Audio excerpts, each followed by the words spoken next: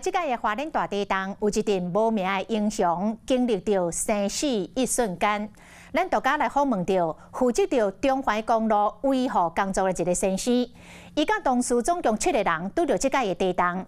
伊讲地震的当下，大细粒石头一直上落来，离因的目睭前安尼乱飞，因赶紧行护栏的外口去美丽的河床的大石头骹。但是石头的两边嘛拢是山壁甲路石。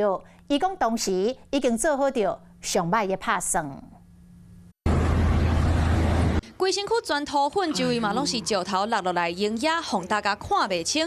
尤其是一群人伫规模7.2的大地震之下，行过鬼门关。已经做好那个准备死的准备了，因为那个当时的情况，路面整个你没有办法想象，因为大石头跟小石，要不然就是钢帮，那个你躲路面一定会死。一定会死。有线是当时和同事登咧台北线181.5公里的避车道，准备要开往工地。一开始害两个，搁掠准无代志，一直到收到手机的警报，才开始感觉无对同。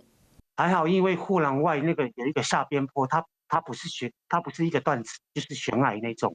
然后后来是因为看到我有一个同事往下面跑，那我们其他6个人也跟着他往下面跑。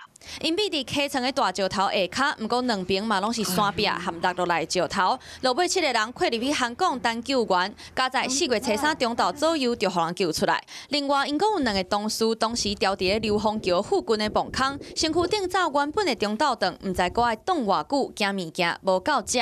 其实那一天说真的，我们就吃一包那个泡面。然后用干吃的，就是没有泡，因为怕水不够。然后再白饭，我那天喝了3桶。有小姐想起当时到过灯光早起，石头也是一直落，透过画面嘛会当看到工程车互牵落去，佮有挡风玻璃顶悬的土粉，加在9个人拢总互救出来，全属平安。Hello， 我是林仙怡。想要抢先掌握最及时的新闻资讯吗？赶快订阅、按赞、开启小铃铛，锁定华视新闻 YouTube 频道。